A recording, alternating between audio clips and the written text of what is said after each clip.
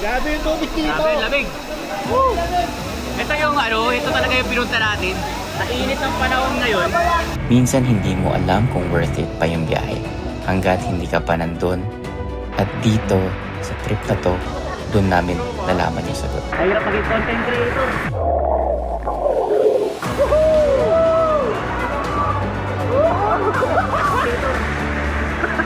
Ay, pupuligas pa. Aray. Kumakapit ako dito kasi baka madulas tayo. Ang good thing dyan, guys. Uy! Ay, Ayan, dami na nanonood. Solid.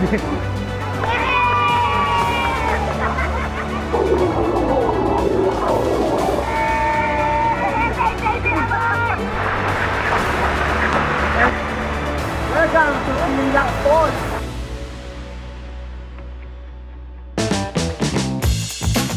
Maraming magandang lugar ang pwedeng matuklasan dito sa Lupang Sinilangan. Ako nga pala si Jose Sian, ang iyong travel guide, kaya't samahan ninyo ako tuklasin ang mga yaman ng Pilipinas mula sa dalampasigan at isla, kabundukan, makasaysayang lugar at masubukan ang mga masasarap na pagkain. Baka ito na ang iyong next travel adventure, kaya tara na, samahan ninyo ako at magbiyahe na tayo.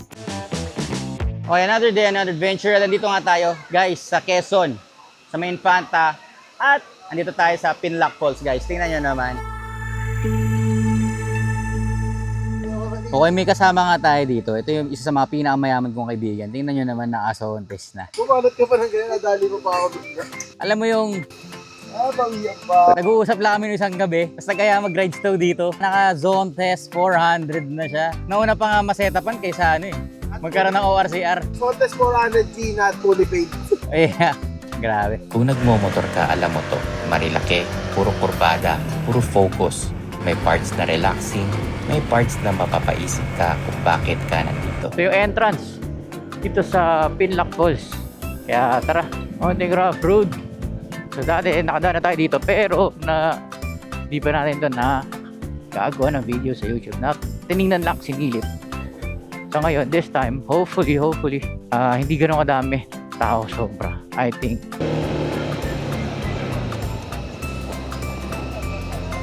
Sana si Tony Ventures. Ito si Tony Ventures. Nunahan niya pala ako. Saan ka pala? Kagi, binalikan ko kayo sa arko ng Ano to? Oo, akala ko may nangyari kasi in-overtaken niya pala ako. Hindi ko na matandaan. Pagka ay Master Tony Ventures, kinakailangan ng financing yan. Tingnan nyo naman, fully paid cash yan. Yan sila ating mga kasama natin ngayon, guys. Okay, so dito tayo sa parking area. Tingnan nyo naman kung gaano kadami. It's a Sunday. Ngayon na tayo ulit gumala ng linggo. Pero tingnan nyo, napakadaming motorista. At ang parking dito, sa itong mga kotse dito. Dito tayo nakapark sa ilalim ng basketball court. Ayan. Tapos meron din parking nga doon sa taas. So yung daan natin, ayan, dito. So ayos. Ay, ayaw mag-swimming. Ayan, so dito tayo papasok. Okay, hintayin lang natin yung mga kasama natin mag-ready na. Okay, so mauna na tayo sa may registration para makapagpalista. Kasi sabi na nung guard, may mga papuno na. Ay, actually puno na to for sure, pero wala tayong cottage. Pero sisingit na lang tayo dito.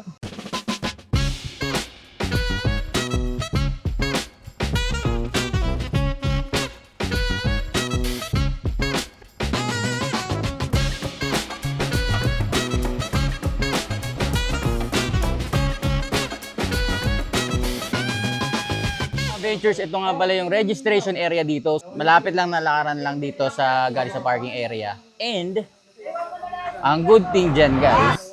Uy! Ay, Look. Okay, so nag-register nga tayo mga adventures. At 50 pesos yung entrance fee dito. And dahil nga medyo late na kami, 9 o'clock na, wala nang cottage. Pero table na lang yung aming nakuha, which is 500 pesos. Okay na yun kaysa sa wala, di ba? At least parang medyo nakapasok pa nga tayo. Yun ang good thing doon. Kasi ngayon tayo bumabaya pag linggo sobrang traffic. Tsaka dami talaga pumupunta. Invite lang tayo ng kaibigan natin kaya tayo napadpad dito. Kuya, vlogger ka kuya? Vlogger.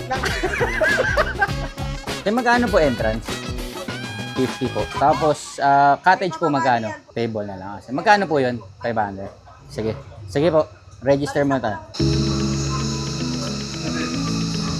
Grabe dito sa may bandang registration area, Ito pala ihawan.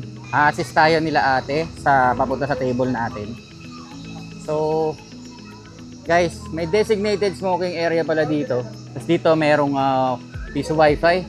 Ayan, solid. Tapos meron din mga bilihan ng may nakalimutan lang kayo na na pagkain or chichirya. Tapos meron naman dito mga souvenirs na pwede nyong mabili. Ayan.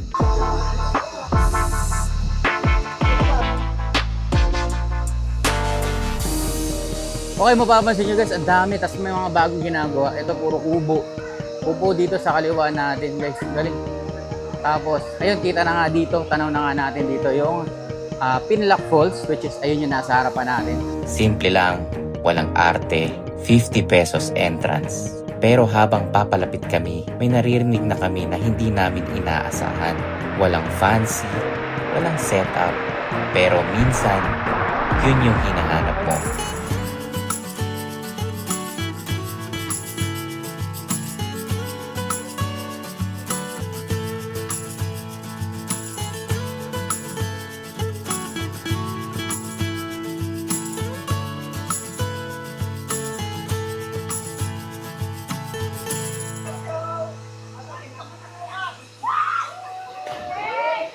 Grabe! Si ate yung tumalo, no? Grabe, lakas ng loob. Pag gusto nyo talaga parang masolo nyo lang yung lugar, pwede kayong pumunta dito ng weekday. Kasi, konti lang yung tao. Pero ngayon, hindi naman pala siya ganun ka-crowded na ine-expect ko. Kasi doon pa lang sa parking area, sobrang dami.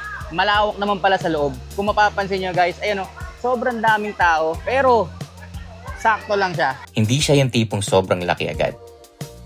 Pero habang nakikita mo siya, unti-unti siyang nag-iiba.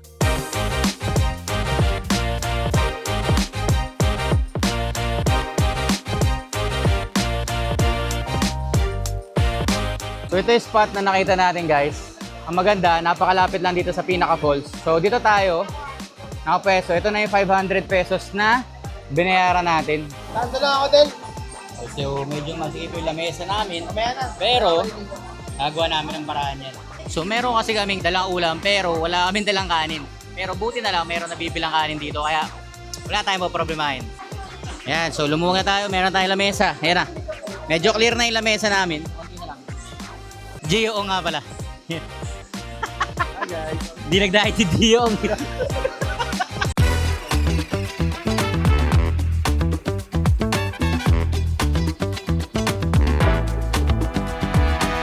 Okay mga Ventures, so ang gagawin natin, mag-ikot muna tayo. Papakita ko sa inyo yung lugar dito. Tara, ikutin natin muna itong Pinlock Falls Resort. Ito yung second layer, pero dito, yung falls dito, gawang ng tao na to. Hindi na to yung natural. So ito, hindi siya natural, ginawa na yan. So nasa second level tayo, ito naman yung third, tapos yung fourth. So pababa siya ng pababa. So yung falls dito talaga, yung bandang dito sa may bandang taas, parang inayos, parang sinemento na kasi yan. Ayan, hindi na yan natural, sementado na yan, inayos na yan. Pero ito guys, ito halos natural to, going down. Ito, kung mapapansin nyo itong batong to, ito hindi pa yan, hindi yan semento, bato talaga yan na gawa ng nature. Tapos dito may kubo din sa may second level, parang parehas ng ganon. Dito, balita namin, merong pagbibilihan ng pagkain. So, dahil nga kulang yung dala namin, magpapaluto kami. Meron daw dito eh. Balita ko yung pangalawang tindahan daw packet eh. So, tara, puntahan muna natin. Hanapin na nga muna natin yung tindahan kasi nagugutom na nga kami at malapit na magtanghali. Paluto yan, kuya? Paluto. Galing mo. Meron pala dito. Ito pala yung paluto. Okay, so ito parang mga barbecuehan. Ayan. So, may isaw. Tapos may liempo rin sila oh. So meron din silang manok. Tapos may hotdog din. Magkano yung manok te? 180. Isang peraso po. Sa liempo po. 150. Thank you. Te, nagbebenta rin kayo ng kanin? Magkano yung sa kanin te? Po? 20? Okay. Bali order tayo ng 3 liempo tsaka ng isang chicken. Ayan. So, mga ilang minutes to po kuya? Mabilis lang naman po. Sige po, okay. Thank you. Si Kuya Florence yan, siya mag-asikaso ng natin. Thank you Kuya Florence, balikan ko na lang po. Mamaya na lang din po yung bayad. Thank you.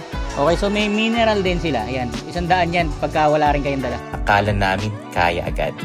Pero ibang klase yung lamig. Yung tipong hindi ka ready.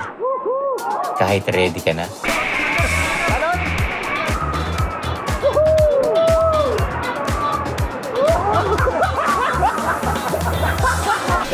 Dami nanonood. Oh. Solid.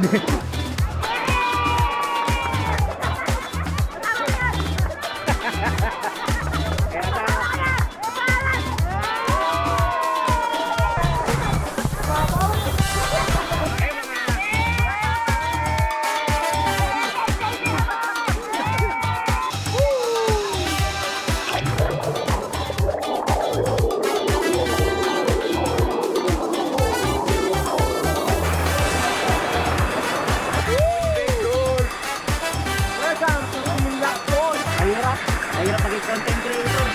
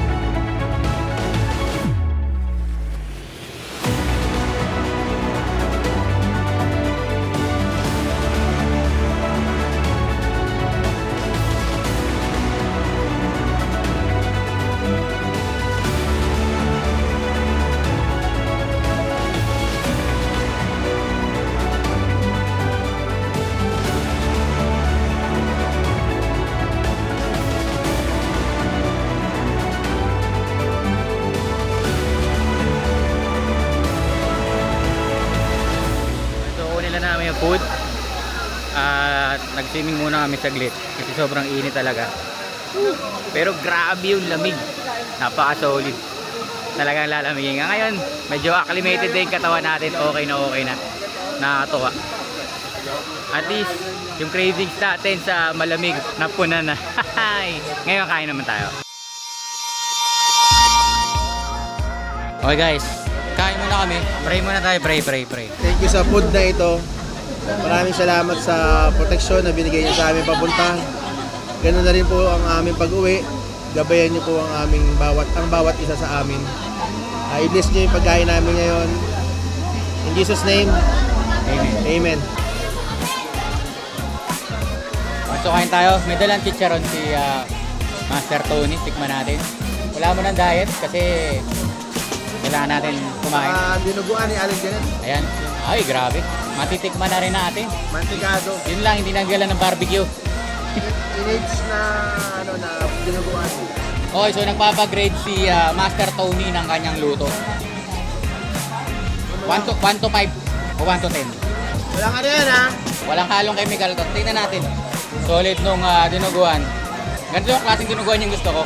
Kasi iba-iba kasing style yung pagluto eh. Pero yung ganito, tapos yung anlinamnam nung lasa. So pagka gusto nyo umorder guys, Aling Janet, yan, Katondo, pwede nyo puntahan, pwede nyo i-PM, nag-grab sila or lalabog. Nagulat kami, may isa kaming kakilala na nagpa-vlog mag-isa dito guys. Ayan, Road Adventures guys, follow nyo sa Facebook and TikTok at meron na rin siyang YouTube guys. Ayan, Channel pa kayo. so follow nyo, subscribe na rin kayo sa kanyang channel. Napakasipag nito guys, kaya grabe, pupunta Pinlac, tapos pupunta pa Agos, grabe. Sana all. Ayan.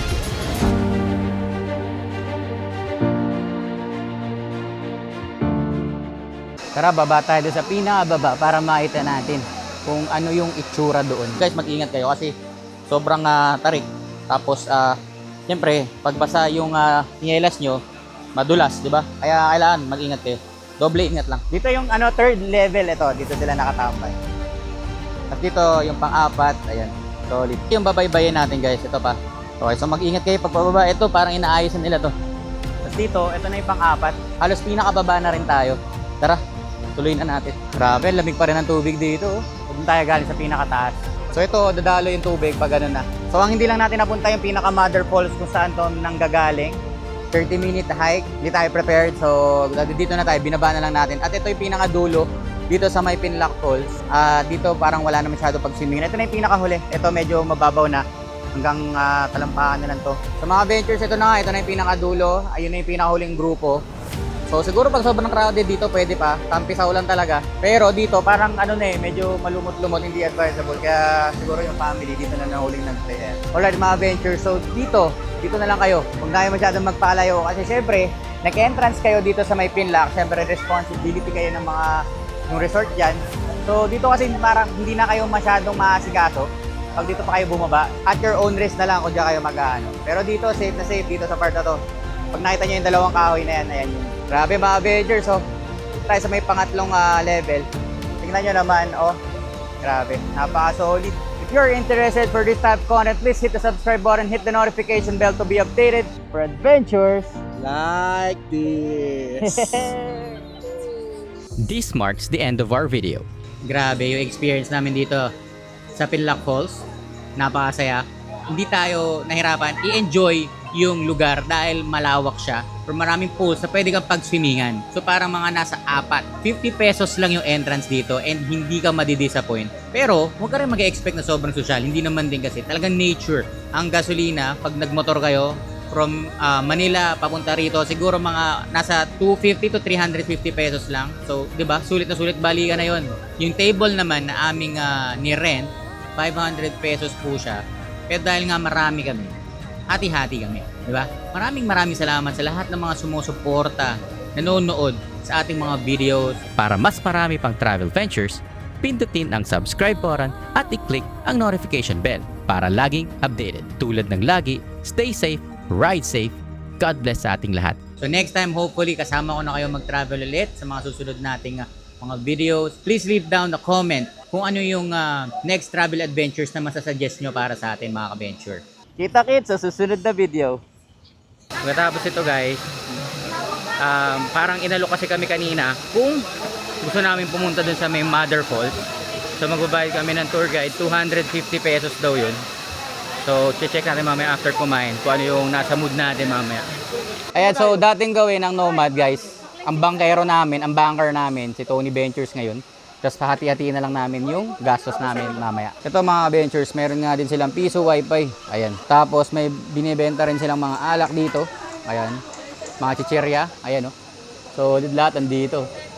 Pili ka na lang. Huwag nyo kakalimutan pumunta sa barbecuean ni Master, ha. Aling Jeanette's Barbecue. Okay, so time check. 9:30. Wala na, puno no. And Sunday ngayon. So expect nyo sobrang grabe yung experience namin ngayon, nakakatuwa naman. Parang ngayon lang kasi ako ulit lumabas ng Sunday eh. Usually weekday ako gumagala ganito. Masaya pa rin pala talaga. Sobrang daming tao. Talagang lahat nag-enjoy. Sobrang all good. Kasi kung mapapansin nyo yun sa mga video natin, di ba? Wala masyado tayong kakasama. Ngayon, dami. So, sobrang solid. Tapos sa iba-ibang lugar din. May mga taga-Infanta siguro, may mga taga-Manila, baka may mga taga-Bulacan pa nga eh. Mamaya mga adventures, tatanong tayo sa mga nag-swimming dito. Tingnan natin kung may makakausap tayo. Tanong natin kung ano yung experience sila dito so far para malaman nyo. Hindi lang dahil sa akin, hindi lang dahil binablog ko to. Guys, para sa akin, mag-enjoy kayo dito kahit medyo maraming tao. Kasi spacious naman siya, maraming layers ng paliguan. Kaya wala ang problema, hindi magsisiksikan sa isang lugar lang. Okay mga ventures, ayan, tapos na nga yung ating trip dito sa Infanta, Quezon. And hopefully nag-enjoy kayo. Ayan, so pauwi na kami. 4 o'clock na. And